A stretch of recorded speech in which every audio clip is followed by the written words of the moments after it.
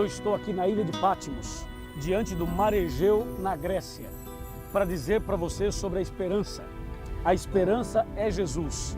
E no passado, tentaram acabar com a nossa esperança, tentaram destruir a nossa esperança, mas não conseguiram, porque a esperança não morre.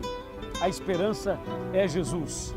Em Apocalipse capítulo 1, versos 10 e 11, está escrito: achei-me em espírito no dia do Senhor e ouvi por detrás de mim grande voz como de trombeta, dizendo: o que vês, escreve em livro e manda às 7 igrejas: Éfeso, Esmirna, Pérgamo, Tiatira, Sardes, Filadélfia e Laodiceia.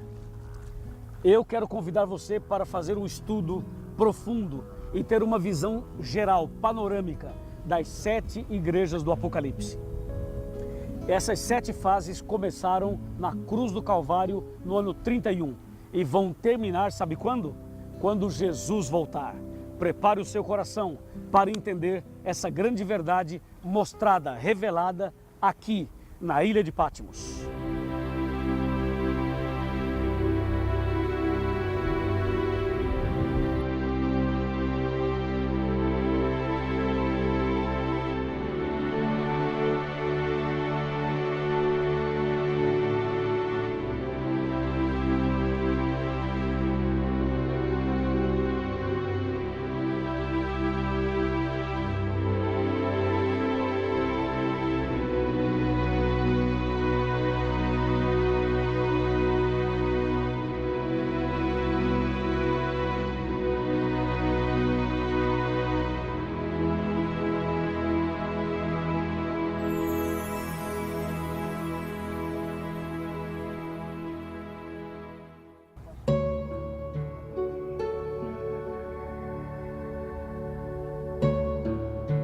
Bem, eu estou chegando da ilha de Patmos, onde começamos esse tema, um tema maravilhoso, que é uma visão geral das 7 igrejas do Apocalipse, e o título dessa mensagem é A Esperança Não Morre.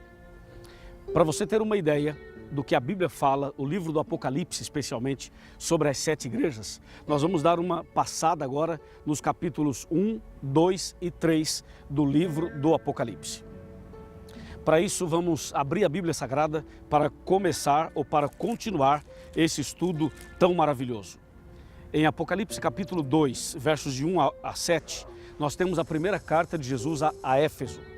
E a primeira carta de Jesus representa a primeira fase da igreja cristã na história, que começou na cruz do Calvário no ano 31 e terminaria por volta do ano 100, quando morre ou quando morreria o último dos 12 apóstolos. Esse período de Éfeso é o período mais incrível da história da igreja.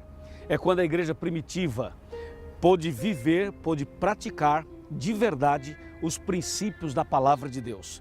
Era a igreja realmente dos sonhos de Deus. Foi exatamente no período de Éfeso que Deus derramou o poder do Espírito Santo, a chuva do Pentecostes, e os discípulos pregaram e fizeram maravilhas e muitas pessoas foram curadas, a igreja era unida, as pessoas iam de casa em casa, repartiam o pão, eles viviam unidos na mesma fé. E em um sermão só, Pedro, o apóstolo, ele pregou e levou ao batismo cerca de 3.000 pessoas. Imagina isso? Pois é, Éfeso é esse período impressionante, o período em que a igreja realmente viveu essa experiência maravilhosa. É a era, portanto, apostólica, quando os discípulos dirigiam a igreja. Esse período passou, a igreja se manteve firme, se manteve fiel aos mandamentos de Deus, à guarda do sábado, aos princípios todos da Bíblia Sagrada. Só que depois do ano 100, então a igreja passa por uma outra fase, a fase de Esmirna, que vai do ano 100 até o ano 313 a 323, mais ou menos. É o período em que a igreja continua firme na fé, continua obedecendo os mandamentos de Deus, continua guardando o sábado, só que agora Satanás começa uma perseguição terrível contra os cristãos. Ou seja, a pressão do inimigo era para que os cristãos abandonassem os seus princípios, abandonassem a Bíblia e abandonassem a obediência aos mandamentos de Deus. Essa perseguição no período de Esmirna, que está no capítulo 2, de 8 a 11, No verso 10, fala que haveria 10 anos de perseguição, ou seja, eles seriam provados por 10 dias proféticos. São 10 anos literais. Esmirna, a igreja se manteve firme, porém, Diocleciano, usado inclusive pelo inimigo, usando a força do império, a força do Estado, perseguiu e matou muitos cristãos. Foi o período então da perseguição e do martírio. Aí chegamos no terceiro período, que é Pérgamo, e isso já nos faz lembrar do Coliseu que está aqui e também do portal ou do arco que é de Constantino. Pérgamo. Pérgamo é o período que vai do ano mais ou menos 313 ou 323 até o ano 538. Esse foi o período mais difícil da história da igreja cristã. Por quê? Porque foi em Pérgamo que as verdades bíblicas começaram a ser jogadas por terra. Em Pérgamo, Constantino toma uma decisão de acabar com a perseguição aos cristãos. Então aquela perseguição que aconteceu em Esmirna acabou. E aparentemente estava reinando a paz. No entanto, essa estratégia foi muito pior do que se houvesse uma perseguição, entende? Sabe por quê? Porque foi a era dos compromissos, das alianças. Foi exatamente quando igreja e Estado se uniram, quando política e religião deram as mãos. E Constantino até, ele se demonstrou cristão e chegou a dizer que havia se convertido ao cristianismo. Mas a verdade é que ele nunca se converteu. Eu estou aqui exatamente diante desse arco, que é o arco ou portal de Constantino. Então Pérgamo revela e mostra esse período em que de uma maneira muito sutil o inimigo começa a misturar verdades com mentiras. E a visão pagã entra na igreja, ideias espíritas entram na igreja. E o resultado é que no dia 7 de março do ano 321, então é feito um documento, e esse documento diz que o dia do Senhor não é mais o sábado, e sim o primeiro dia da semana, o domingo, e mais tarde se transformaria no mandamento. Pois é, amigo, foi isso que aconteceu no ano 321, o primeiro decreto oficial mudando o dia de guarda do sábado para o domingo. Isso foi no período de Pérgamo, que vai exatamente até o ano 538 aproximadamente. Então, esse período de Pérgamo também é um período em que começa a surgir um movimento que faz surgir a igreja de Roma, a igreja romana, que passa então a partir daí ser uma figura de destaque na história. Uma figura de destaque na história bíblica e na história geral. Agora, quando Pérgamo termina por volta do ano 538, a estrutura toda está montada e de acordo com a Bíblia, aqui no livro de Apocalipse, no capítulo 2, versos de 12 a 17, a Bíblia diz no verso 13, conheço o lugar em que habitas, que é onde está o trono de Satanás. Então você percebe que o inimigo estabeleceria o seu trono dentro da igreja cristã. Ou seja, a igreja cristã agora começa a viver um momento difícil, porque mistura cristianismo com paganismo, mistura o certo com o errado, a luz com as trevas. E isso dá início a uma nova configuração, a uma nova fase da igreja cristã. Então, quando chegamos no ano 538, o bispo de Roma recebe a autoridade suprema e ele passa agora a ser não somente um pastor, mas também um chefe de Estado. E aí entramos na quarta fase da igreja cristã, que é a fase de Tiatira, que vai de 538 até 1798.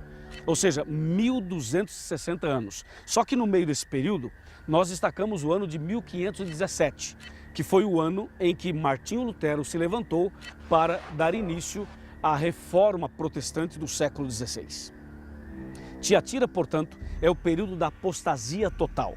É quando a verdade de Deus é jogada por terra totalmente e quando então a igreja romana, aquela mencionada em Apocalipse 17, aquela mulher meretriz, ela se levanta com todo o poder.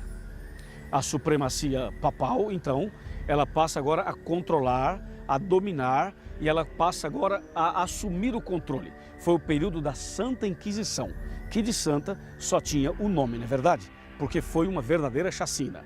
Santa Inquisição, isso também inclui o período da Idade Média, E o período de Tiatira é aquele período em que a igreja verdadeira teve que fugir para manter a verdade. E o que ficou deu origem à igreja romana. Como você pode ver, eu estou aqui diante do Coliseu, exatamente um lugar onde as pessoas eram torturadas e devoradas pelos leões. Ou seja, a Inquisição foi forte aqui na Europa e em várias partes do mundo. Essa é uma região muito significativa, especialmente para o período de Tiatira, ok? Quando foi o período da terrível perseguição da Idade Média e que, se Deus não fizesse uma intervenção, nenhuma pessoa escaparia. Terminamos o período de Tiatira, terminamos o período da supremacia papal em 1798. E aí começa uma outra fase, que começou, na verdade, um pouquinho antes, em 1517, com a Reforma Protestante, e a Bíblia menciona a igreja de Sardes, que está em Apocalipse, capítulo 3, de 1 a 6. Sardes é esse período que começa a Reforma Protestante. E essa reforma, com Lutero, começa a resgatar aquilo que no período anterior tinha sido jogado por terra. Deus levanta Lutero, levanta outras pessoas e começa a reforma protestante, indo até o ano de 1800, 833, por aí. Depois de Sardes, com o início da reforma, vem Filadélfia, que é o período do reavivamento. Ou seja, eles continuam agora fazendo a reforma, mas acontece um reavivamento interessantíssimo nos Estados Unidos, na Europa, em outras partes do mundo. Ou seja, pessoas se levantam e começam a estudar a Bíblia no período de Filadélfia. Especialmente Guilherme Miller começa a estudar Daniel 8,14, as profecias das 2.300 tardes e manhãs. E eles chegam à conclusão de que Jesus voltaria à Terra no dia 22 de outubro de 1844. Essa mensagem era doce como mel e trouxe um grande movimento no mundo inteiro, especialmente na América do Norte e especialmente na Europa. E essa mensagem produziu esse revivamento. Acontece que, quando chegou a data em que as pessoas se prepararam, as pessoas oraram, as pessoas se consagraram, mas chegou a data e Jesus não veio. E aquilo que era doce como mel se tornou amargo, cumprindo a profecia de Apocalipse 10, a profecia do livrinho, que na boca era doce e no estômago ficou amargo. Assim passou o período de Filadélfia. Na verdade, em 1844, não seria a volta de Jesus. Jesus não veio. Por que não veio? Porque não era data da volta de Jesus. Era, na verdade, a data em que Jesus passaria do lugar santo para o Santíssimo no santuário celestial. A profecia de Daniel 8,14 estava certa, o gráfico também. O que eles erraram foi o acontecimento. Não seria a volta de Jesus, mas seria a passagem de Jesus para o lugar santíssimo, no santuário do céu. E assim Jesus daria início ao juízo final. Ele começou a primeira fase, o juízo de investigação no santuário celestial. Com essa decepção de 1844, muitas pessoas abandonam a fé, muitas pessoas abandonam a Bíblia, abandonam a religião. E fica um grupo de pessoas firmes na fé e fiéis. E esse grupo é o que dá início à sétima fase, chamada Laodiceia. Esse sétimo período começa com a Igreja Adventista do Sétimo Dia, a Igreja de Deus na Terra, que resgata as verdades esquecidas no passado. Por isso eu sou adventista. Eu tomei minha decisão e hoje eu sou membro da Igreja Adventista e sou pastor também. Foi a decisão mais importante que eu tomei. Mas agora chegou a hora de você tomar uma decisão, de você também fazer parte dessa igreja, fazer parte desse povo. Venha com a gente, Deus está chamando você. Em João capítulo 10, versos 14 a 16, Deus fala que Ele tem outras ovelhas que não são desse aprisco. Mas Ele diz, a mim me convém ajuntá-las. Elas ouvirão a minha voz e então haverá um rebanho e um pastor. Hoje é o dia da sua decisão. Hoje é o dia da sua entrega. Hoje é o dia de você fazer parte do povo de Deus. Você aceita esse desafio? Aceita esse chamado? Aceita essa decisão? Se você aceita, eu quero orar por você. Feche os olhos e vamos orar comigo. Querido Pai Celestial, obrigado por Tua palavra, obrigado pelos ensinamentos, pelas verdades e obrigado por essa decisão que essa pessoa acabou de tomar. Eu a entrego nas Tuas mãos. Dirija-nos e prepara-nos para a breve volta de Jesus. Em nome de Jesus. Amém. Que o Senhor te abençoe.